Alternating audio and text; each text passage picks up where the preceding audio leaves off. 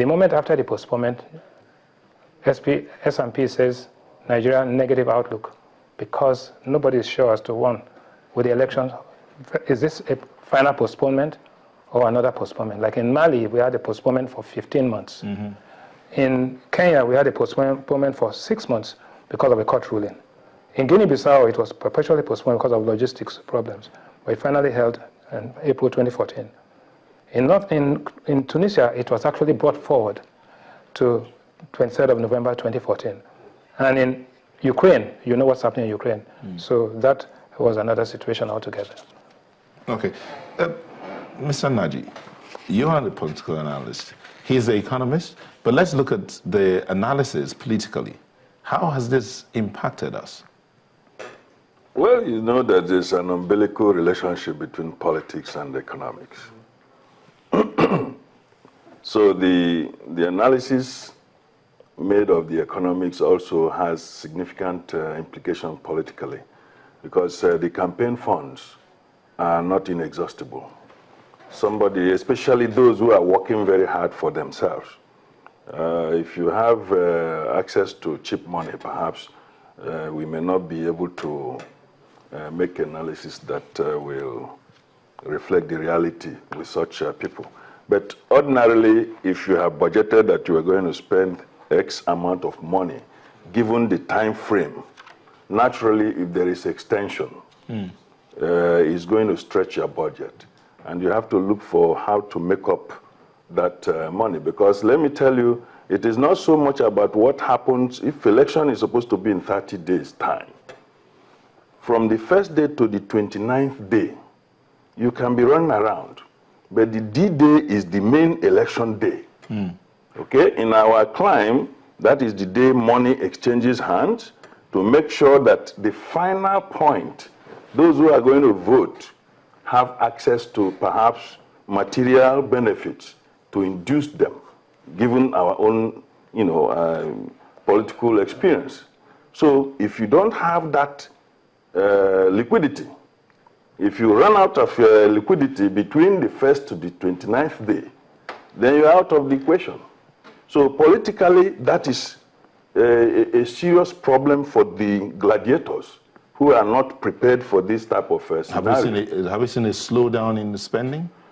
Well, you can see that the tension has gone down reasonably, because it is the bullet that you use to power the gun.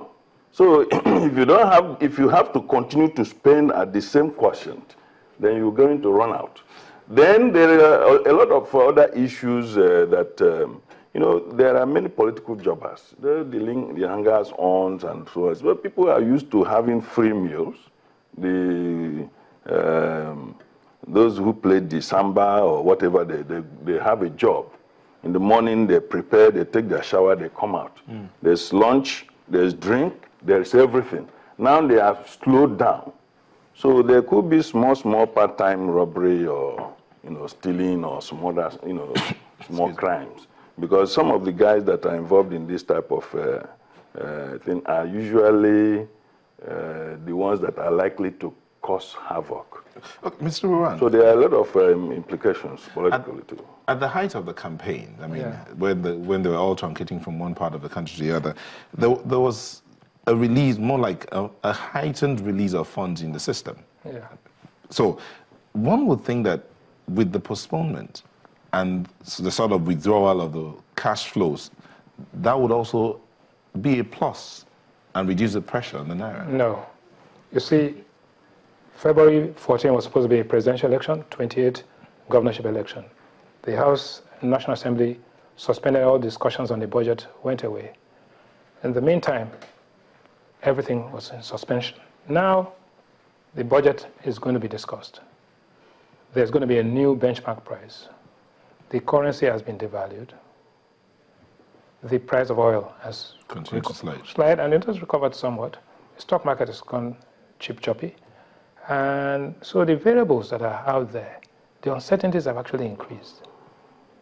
And the amount of money before, in December, we had a situation where 3 states couldn't pay salaries. In January, we think that there are a number of states that have defaulted on salaries are about 11. In February, it's going to increase further. Those are political game changers. Those are game changers.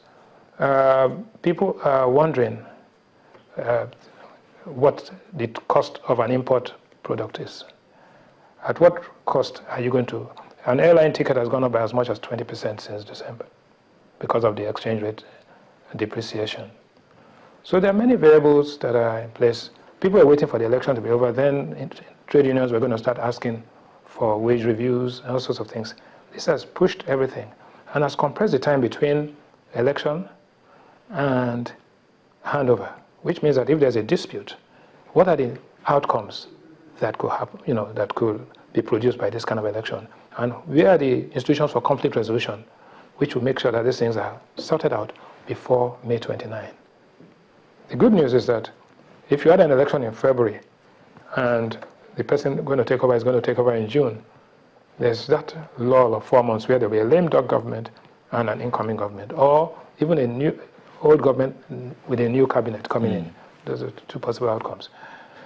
That time is too long, and it actually slows down economic activity. 2015 is going to be a difficult economic year because of the number of unknown variables that are and imponderables. But the worst outcome could be another postponement. Because postponement before annulment is an unintended outcome which will never happen. Okay, now we're waiting for the elections. Mr. Naji, I'm coming back to you about the 11 states owing salaries and the game changer, how that would affect the politics. But let's look at the issue of the foreign exchange. I mean, there's been a drop in the reserves. Yes. But be that as it may, the central bank has also shut down the different trading floors. Yeah. All to ease the pressure on the naira. Is that the way to go? Is that not increasing the uncertainties? Or do we have infrastructure in place to cushion all of this? First and foremost, the central bank does not consume foreign exchange. The central bank manages the foreign exchange that is earned by this country. The government does not consume foreign exchange. The government manages the foreign exchange that is earned. So if the price of oil has dropped and the foreign exchange that is earned by this country has dropped by as much as 58%, what you need to do is to manage the resources, the limited, reduced resources that we have. So you had a system where you had 3 segments of foreign exchange. What the central bank has done is to desegment the market and unify the rates. So basically, there's a much more efficient allocation of resources. But that's the only way to do it. When the demand for anything is too much, the price increases so that the quantity demanded will reduce. And what a devaluation means, or not devaluation, an adjustment to the currency rate means, is that it makes it more expensive, and the demand for it will actually reduce. And that is what's going to happen. Secondly, the states and the federal government will now have higher nominal naira revenue because you multiply the dollar you receive by 198 instead of 168. So what we call a money delusion, you will have increased naira revenue, but that naira can only buy you so much in dollars. So we understand that the exchange rate's about 220 as at yesterday. Yeah, 222. But the rates are going to be all over the place before the naira begins to appreciate after some time. But that's the most efficient and the only thing to do. If you don't do that, what you would have done would have been to deplete the reserves, pushed us into crisis just before the election, and the outcome would have been disastrous. Okay, all right. Mr. Naji, the analysis of the impact of the salaries being delayed by 11 states as of January, we'll look at that when we come back after the break. Please join us again.